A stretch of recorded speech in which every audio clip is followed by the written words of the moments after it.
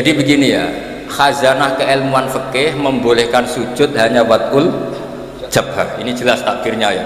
Wala yajibu wad'u yadaihi wa rukbataihi wa qadamaihi fil adhar. Menurut Imam siapa? Rafi'i. Atau menurut imam orang yang baru sholat itu nggak usah imam-imaman sudah begitu. Jadi wis pancen awalnya wis salah. Nah, kita sebagai kiai barang salah disyafaati. Kita anggap napa? Sah. Kayak Kanjeng Nabi ini ora melok dosa tapi siap nyafaati umat sing tukang dosa. Mulane apik-apike Nabi Muhammad sallallahu alaihi wasallam. Lah wong ora melok dosa kok mikir nasibe wong dosa. Iku nak ra saking apike wong. Ora melok dosa mikir nasibe wong. Lah repote sing dosa dhewe ora mikir nasibe. Lah mulane kula nabi Kanjeng Nabi sakit. Cuma kok ora pantes wong beliau karuan para pangeran tak sakit. Tapi kula mesti sakit. Lah opo mikir wong sing ora melok dosa kok mikir wong sing napa? Dosa. Mulane sampean aku kepen tambah sayang ning Rasulullah sallallahu alaihi wasallam niku nganggo pikiran. Maksudnya ora lagu tok Gus apa. Jadi sayang Nabi ku ya nganggo lagu Gus Apang ya oleh. Tapi juga harus pakai konstruksi napa? Pikiran bil aqlis salim. Kalau nak delok hadis syafaat itu nangis. Lha wong ora melok dosa kok mikir nasibe wong dosa. Wong mestine mlebu swarga awal mundur gara-gara demi umatnya sing kakean dosa. Wala saufa yu'tika rabbuka fatardo. Muhammad, kamu akan dikasih Tuhanmu kemudian Anda puas. Fatardo itu ridho, itu puas. Dawe Nabi seperti fa la ardo wa wahidun ummati finnar. Dari kata rodiya yardo la ardo, kula boten bakal ridho, boten bakal seneng wa wahidun min ummati finnar. Selagi umat saya yang ahli tauhid masuk neraka. Niku sing bulet-bulet. Niku dipikir Nabi. Mulane sampeyan nak kepengin dipikir Nabi syaratnya ojo terus itu tidak pemahaman yang benar. Tapi saya pastikan, makanya ketika Abdul Hasan Asadili ketemu orang soleh yang sangat fanatik, wong kudu bener terus. Abdul Hasan marah, jika Anda memaksakan orang harus bener terus, berarti faqat ahabba Allah tadharu syafaatuhu sallallahu alaihi wasallam. Jadi orang yang terlalu ideal itu berarti ingin ora ketok syafaat Rasulullah sallallahu alaihi wasallam. Mana yang jenengan butuh tabah mahabbah nih Rasulullah sallallahu alaihi. Jadi beliau direwangi tahajud itu demi punya hak napa? Syafaat. Nah, perangkat yang dipakai apa? Ya sujud. Makanya saya memulai malam ini dengan sujud. Perangkat yang dipakai Rasulullah itu apa? Sujud. Nabi Nuh angkat tangan, Nabi Ibrahim angkat tangan, Nabi Isa angkat tangan, Nabi Musa angkat tangan. Tapi Rasulullah itu tahu betul bahwa yang namanya Allah itu Tuhan. Tuhan itu tidak terbatasi oleh hukum akhirat. Jadi kira iso di pendapat kaum Mu'tazilah, ingat loh Allah ini sudah akhirat loh, sudah finish, nggak bisa diulang-ulang lagi, nggak bisa. Allah tetap yaf'alu ma yasha. Dileng-eleng ya.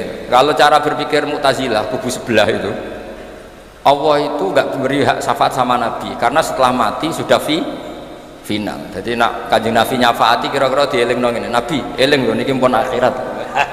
Lah Allah mengampuni juga, Allah ini konstitusinya nggak memungkinkan karena sudah final. Itu salah besar.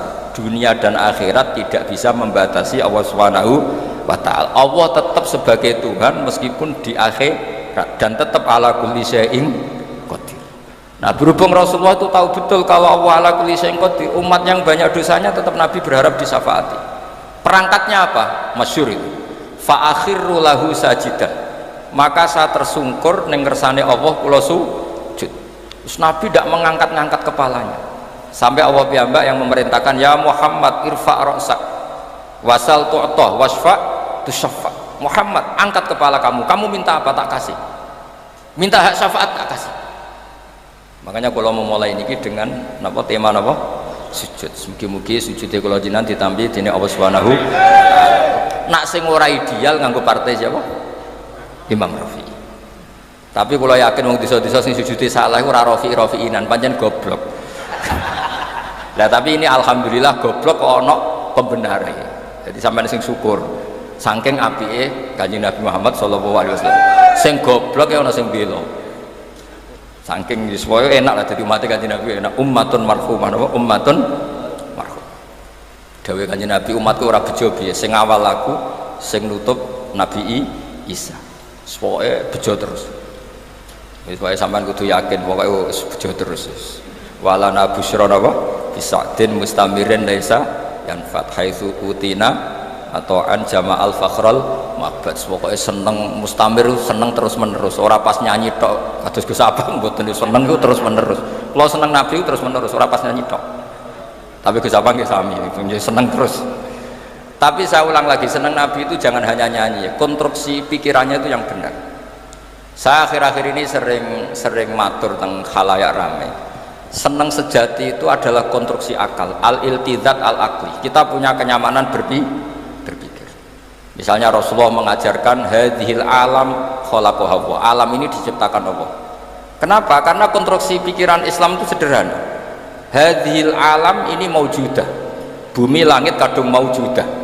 di mana-mana maujudah pasti disebabkan oleh sesuatu yang wujud berhubung yang wujud ini penyebab maka berstatus super yaitu disebut wajibil wujud berhubung wajibil wujud ini pencipta maka harus berstatus qadim niku kula turu iso mergo ajaran Islam masuk akal dan ya umpama Islam ngajari ngene bumi iku sing gawe Yesus tapi lahirnya bumi lahirnya Yesus ning bumi yang bumi kok ambek pangerane dhisik bumi ini bingung gak cara akal itu gak iso turu cara kula ajaran ngono umpama diajar ngene Firaun itu pangeran nah, makanya digojlok oleh Nabi Musa pangeran sapa Musa rabbukum wa rabbu abaikumul awalin saya mengerani buyut-buyutmu nak kowe pangeran berarti buyutem sakake gak duwe apa pangeran tapi Islam itu mengajarkan sesuatu yang menyamankan akal wajada halawatal iman makanya kata Ibnu Hajar al-Asqalani Nabi bukan sekedar al-jamalul wajhi wajahnya ganteng tapi al-jamalul aqli akal cara berpikir juga ganteng sehingga kita ngikuti itu enak sekali kita diajari bahwa hadhil alam khalaqahal maujud karena maujud ini pencipta berstatus super namanya wajibul wujud karena pencipta statusnya harus qadim harus awal kan enak terus iso turun jadi misalnya ke darani sing dadi pangeran kuwi ali kan bingung ini kanca kula mulai alit mulai zaman ra usah iskal aku zaman dereng kawin piyambake santri kajen kula santri sarang tapi sering teng kamar kula ya nganti dekne dadi kiai dadine kiai dhisik kula nak Habib mulai lahir mun Habib dadine kiai dilatih Gus Zaki dilatih kula nak Habibnya mulai lahir terus benten nggih nak Habib ku badatu Rasulullah mulai lahir nggih Habib nak kiai latihan ya kudu sabar ngempet tapi ini kita mau Habib Ali Sarah kalau buatan gocok Habib ya buatan wantun Habib Ali wantun mulai alit kan terus kadung ya terus kula mohon mencintai Rasulullah itu juga harus dibangun oleh liqaumi yaqilun liqaumi yatafakkar masalah sosial juga gitu Rasulullah itu ngajarkan kowe cung nak iman be Allah be hari akhir mulyakno tangga mulyakno tamu ambek bojo sing apik ambek anak sing apik sehingga banyak pakar mengatakan laulam yakun maja'a bi Muhammadun dinan lakana fi aqlin nasi hasanah andai kan Muhammad tidak mengatakan itu agama akal manusia pun mengatakan semua yang dibawa itu baik ajaran kok enak ngono mbek kanca hormat sing lomo mbek tangga sing lomo mbek anak aja gampang suudon mbek wong liya itu andai kan di atas namakan agama akal pun menerima begitu juga ajaran tentang Allah itu qadim Allah itu al-awwal di mana-mana pencipta ya lebih mendahului yang diciptakan coba misalnya agama ini cerita sing dadi pangeran si A lahirnya ana taune 2000 piro terus bingung pangeran udah tanggal apa lahir mulane kula saged turu mulane kula niku korban ayam terus sering turu kula mergo duwe agama sing menyenangkan pikiran umpama agama iki konsep sing gak masuk akal ora iso turu aku ya mau misalnya sing didarani pangeran itu sing lahir di bumi mosok pangeran mbek sing dipangerani dhisik sing di pangerani lha niku sing disebut al-jamalul aqli terus Islam itu bukan sekedar ngajak Rasulullah itu bukan sekedar punya al-jamalul wajhi tapi juga punya al-jamalul aqli sehingga Nabi itu kalau debat itu tidak pernah kalah meskipun ratau bahsul masail bahsul masail dipimpin Surya lucu masa Rasulullah dipimpin apa? Surya Rasulullah nate ditangkleti nate dawuh al-qatil wal maqtul finnar yang membunuh maupun yang dibunuh sama-sama masuk neraka Terus ditanya, hada al-qatil fama balul maktul, oke yang membunuh di neraka, lalu dosanya yang terbunuh apa ya Rasulullah? Kata Rasulullah, innahu kana harison ala qatli sahibi. Jika sesama muslim saling perang pakai pedang, sebetulnya semuanya mentalnya qatil, mentalnya semuanya pembunuh, cuma yang terbunuh sial saja tapi mentalnya pembunuh. Jadi enak caranya jawab Nabi, kenapa yang maktul juga masuk neraka? Sebetulnya mentalnya dia qatil, pembunuh. Ya jelas ya, kayak apa cerdasnya Rasulullah. Makanya juga ngalami al-jamalul akli, akalnya juga nyaman dan mudah diikuti. Jadi sekolah suwon, kenapa Nabi masih minta syafaat di akhirat? Karena Nabi perso bahwa akhirat tidak membatasi kudroy Allah Subhanahu wa ta'ala. Ojo kaya kubu sebelah iki akhirat terus ora ono syafaat, ora ono donga wis mati ya wis ora iso ditambahi ngamal. Wong pangeran kok dibates betes wong ngekholi para habaib para kiai ndongakno matur pangeran. Wis ning pangeran ya terserah pangeran, ala kulli syai'in qadir. Pangeran kok disemprit, awas loh ya Allah, ini sudah finish loh. Ingat loh aturannya. Bocah kok ora tau ngaji, paham. Jadi makanya kalau niki, tapi tenan dong ya, tetap amun ngundang kula meskipun tertarik. Pokoknya kula niku daripada kecewa, amun niku kula umum nonton putih-putih, saya hanya menghadiri yang pernah sepuh. Jadi saya kemarin di Mbah Nafek, Mbah Sal itu mbah saya, karena misalnya nih mbah saya di Lirboyo karena gurunya Mbah Mun. Pokoknya saya nggak merasa guru, saya usah ngundang, cuman kecewa. Ini kalau umumno nih, ya Ali ini ngundang pulau, perkara konco, ini kemauan asli ini orang ngundang. Dolan Gus, usah niat ngaji. Terus gitu, dolan kalau biasanya kalian Mbah Nafek, terus akhir-akhirin kalian bisa. Tapi berhubung konco, rata kok bolak-balik ya. Mohon kalau terusakan gitu, terus jelas cara Imam Sinten Rafi'i, wala yajibu wat'u yadaihi wa rukbataihi wa qadamaihi fil adhar. Cara madzhab Imam Sinten Rafi'i. Ya terus nak ana wong desa sujude salah wis maklumi wae pira-pira gelem napa sujud. Tapi nak sing roke Suriah ya fantasi ora ngono lah. Sedelok wong akeh. Tapi kula nak salat jarang dadi imam makmum, dadi sujude bener ora ana wong roh. Jadi imam resiko disawang ya. Mohon kalau terus non, itu dawai Imam Rafi'i. Terus kultu, ini dawai Imam Nawawi. Kita tahu dalam disiplin fikih Syafi'iyah, jika Nawawi dan Rafi'i khilaf menang mana? Menang Rafi'i. Jadi madzhab itu ya kayak politik. Kayak politik. Nawawi dan Rafi'i kalau khilaf menang mana? Nawawi. Ya lucu. Kok menang kalahan? Kultu ngucap sapa ingsun to matur sapa ingsun al adharu te sing oleh adhari wujubu wajibe wat'u yadaihi wa rukbataihi wa qadamaihi. Jadi cara Imam Nawawi sujud harus melibatkan apa?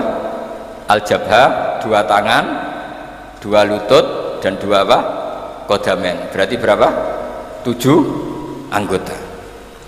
Terus dawuh Imam Nawawi malih wajibu ayat mainna, terus kemudian masyhur itu kan kalau dalam kitab takrib mu'in jabhanya itu ma'atahamulin yasir, agak ditekan, tapi di situ nggak ada keterangan harus ngecap apa enggak tahu saya, pokoknya harus agak ditekan. Ma'atahamulin yasir, harus agak ditekan, tapi tidak tahu ya apa wajib ngecap enggak. Orang katanya ya Ali enggak wajib ngecap, cukup apa ditekan. Tapi ada yang bilang gini, itu iku Gus, angger saja daya larang ya rapati ya mergompuk no. Tapi yang disepakati ulama begini ya, saya akan cerita tentang sujud. Saya ini meskipun modern, saya itu modern sekali, artinya modern itu ya gaul lah, saya itu milenial lah. Tapi kalau saya ilmu itu sangat konvensional. Saya itu baca tentang sujud itu dari kitab apa saja, mulai kitab tasawuf, kitab apa saja. Begini ya yang penting, nanti di akhirat itu simahum fi wujuhihim min atharis, itu semua ulama mengatakan asari sujud adalah nurun fil wajhi, adalah cahaya di wajah, sehingga nanti Rasulullah niteni umat itu yaumatarol mu'minin al mu'minatin apa yas'a nuruhum. Jadi Nabi nanti niteni jenengan itu karena wajahnya bersinar. Jika anda wudunya sempurna maka sinarnya akan sempurna. Maka kata Rasulullah, kalau kamu ingin saya kenal, inna ummati yut'auna yaumal qiyamati hurran muhajjalin min atharil wudu. Makanya meskipun nutul begini sah, tapi itu bahaya gak dikenali Nabi, karena mesti kelip-kelip, paham ya? Sakjane cari Imam Syafi'i kan sya'ratun wahidah sing lam takhruj an khadir ra'si itu sah. Jadi nak rambut keliwiran di sini dikasih apa air nggak sah karena keluar dari batas kepala. Tapi kalau di sini sah meskipun sya'ratun wahidah. Tapi resikonya nanti kelip-kelip. Kalau kamu ingin sempurna gini, tak beri sanad. Saya diajari Mbah Mun diajari Said Alawi sampai Rasulullah. Kalau ingin sempurna gini, semua guru-guru kita ngajarin gini. Gini. Ini praktekan, kita praktekan ya. Ini ya, gini, ya, kembalikan lagi begini. Ya, jadi apa? Gimana? Gini loh ya. Ini gini ya. Ini sampai apa? Kofahu. Ya, belakang nggak tahu saya bahasa Arab belakang. Kofahu ini ya.